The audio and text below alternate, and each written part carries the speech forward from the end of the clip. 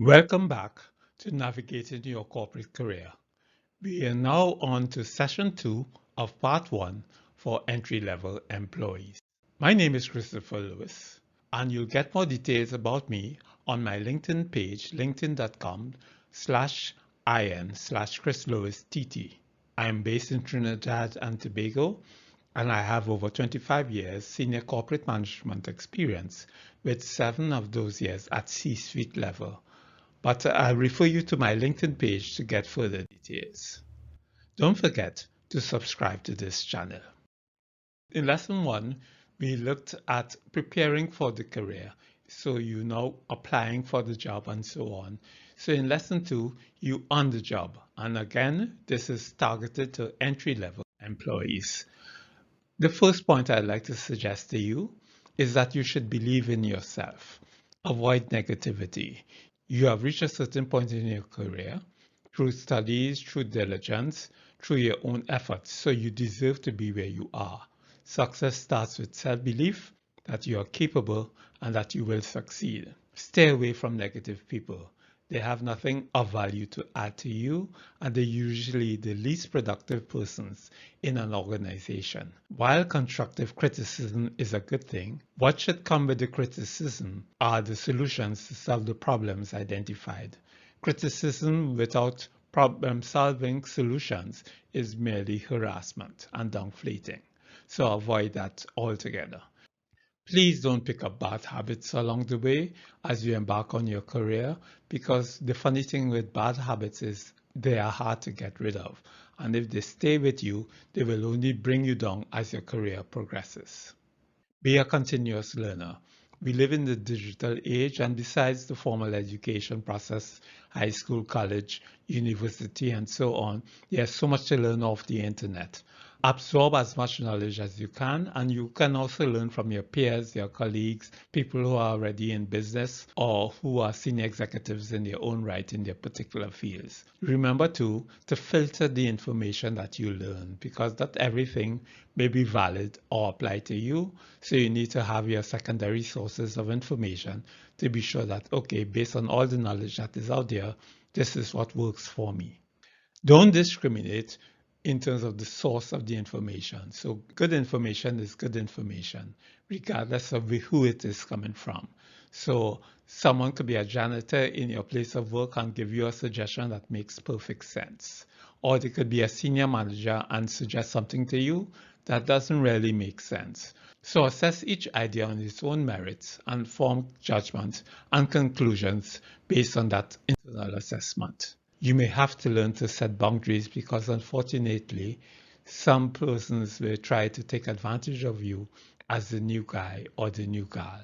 So the boundaries may include your personal space, the question of overtime, how it is applied, and the question of doing work outside of your job description or non-work related matters, doing personal errands for your bosses or supervisors.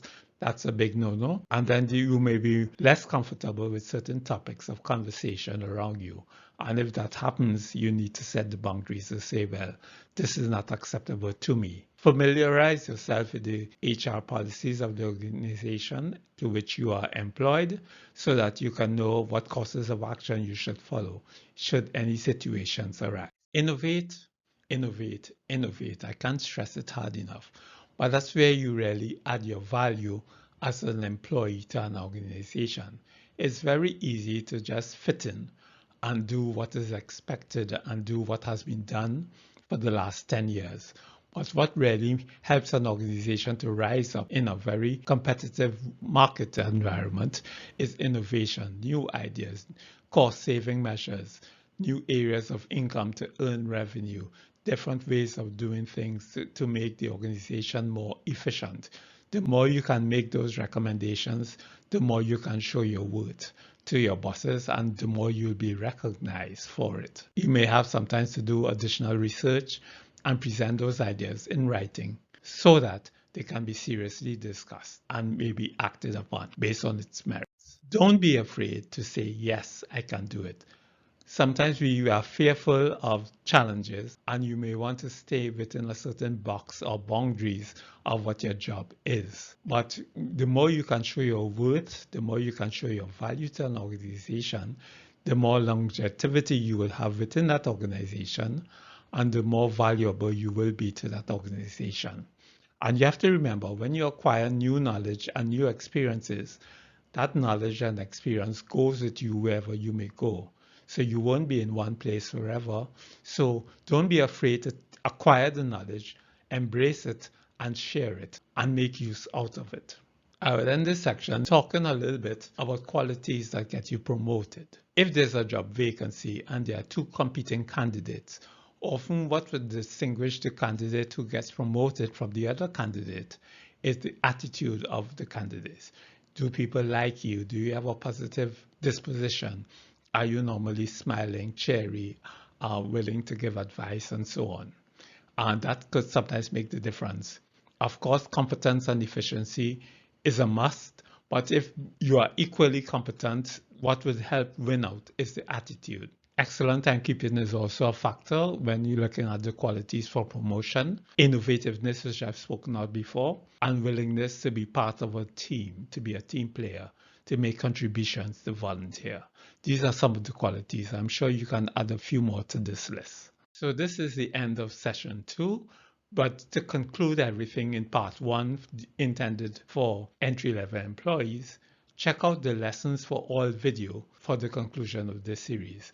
The Lessons for All video applies to each of the parts, so entry-level, middle management, senior executives. So it's put together as a separate video.